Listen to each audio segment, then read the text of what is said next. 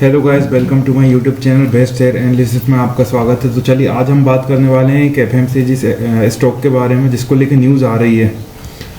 तो ये शेयर है डाबर इंडिया जो 435.70 पे ट्रेड करके क्लोज हुआ, जिसमें 6.30 रुपये की बढ़त जो कि 1.47% की बढ़त एक दिन में देखने को मिल रही है। बीएसई की अगर बात करें तो 436.40 पे ट्रेड करके क्लोज हुआ, जो 7 रुपये की बढ़त जो कि 1.63% की बढ़त देखने को मिल रही है। 1 वीक की बात करें तो 12.85 रुपीज़ की बढ़त जो कि 3.03% है। 1 मंथ की बात करें तो 34.85 की गिरावट जो कि, और 3 मंथ की अगर हम बात करें तो 84.85 रुपीज़ की गिरावट जो कि 16.28% है। 6 मंथ की बात करें तो 53.20 रुपीज़ की गिरावट जो कि 10.87 नेगेटिव रिटर्न है। 1 ईयर में देखें तो 29.15 रुपये की गिरावट जो कि 6.26% है। तो चलिए अब हम देखते हैं परफॉर्मेंस के बारे में। कल का जो लो लगाया हुआ था वो 425.30 का था, हाई जो लगाया हुआ था वो 437.75 का था, और 52 वीक लो जो लगाया हुआ था 401.05 का था, और 52 वीक हाई की बात करें तो 576.80 का था। अब हम देखते हैं इसके फंडामेंटल्स के बारे में। 77,404 करोड़ की मार्केट कैप के साथ ये कंपनी का पी 42.53 है, इंडस्ट्री का पी 46.61 है।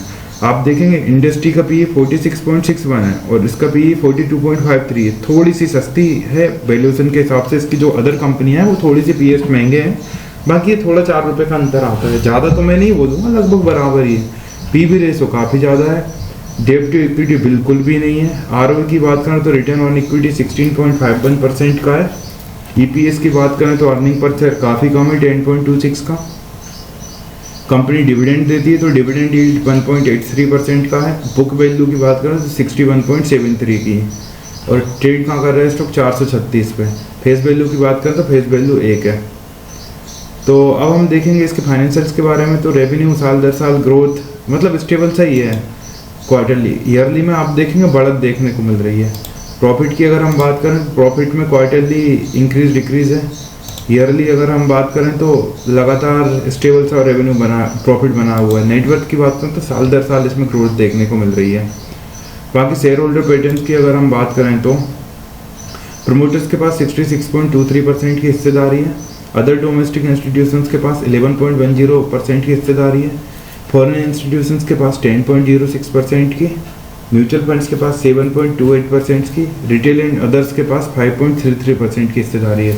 तो लगभग सभी एरिया से इसमें इन्वेस्टमेंट आया हुआ है, चाहे डोमेस्टिक का इंस्टीट्यूशन हो, चाहे फॉरेन इंस्टीट्यूशन हो, चाहे म्यूचुअल फंड्स हो, चाहे रिटेल एंड अदर्स हो।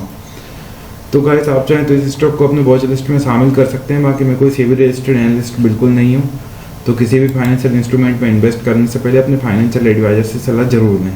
टेक्निकल्स की अगर हम बात करेंगे तो टेक्निकल्स में 13 में से 7 बेयरिश हैं, 1 न्यूट्रल है, 5 बुलिश हैं।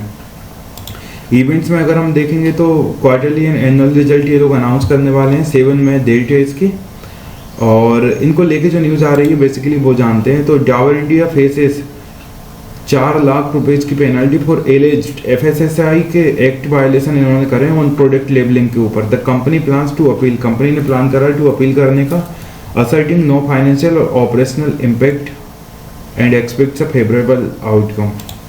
चलिए तो देखते हैं इसके बारे में क्या है। ये जो आया है to corporate relation department BSE limited, और लिस्टिंग डिपार्टमेंट ये दिया हुआ है। Submission of information under regulation 30 of the SEBI listing obligation disclosure requirement. Nature and details of the action taken on the taken on order passed. Penalty of 4 lakh has been imposed on the company. Date of received direction order including any other interim orders or any other communication from the authority April 10, 2026. Details of the violation committed of or alleged to be committed. Alleged contravention of section 26 and section 27 of the Food Safety and Standard Act 2026, FSSAI Act, and the rules made thereunder related to labeling of one of the company's product in accordance with applicable law.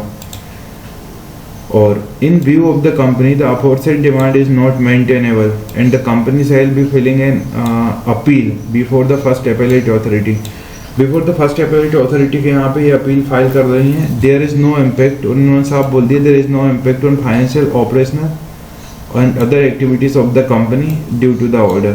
The company has strong merits in case and is likely to get favourable order in higher forum. इनका कहना है company hire favourable है इस case में और उन्हें उम्मीद है कि कुछ ना कुछ फेवरेबल इसमें हो गई, हायर चांसेस हैं फेवरेबल के। तो गाइस ये था न्यूज़ डाबर इंडिया से रिलेटेड। इसी तरह और भी स्टॉक रिलेटेड न्यूज़ जानने के लिए हमारे चैनल को लाइक शेयर सब्सक्राइब करना बिल्कुल ना भूलें। Thank you.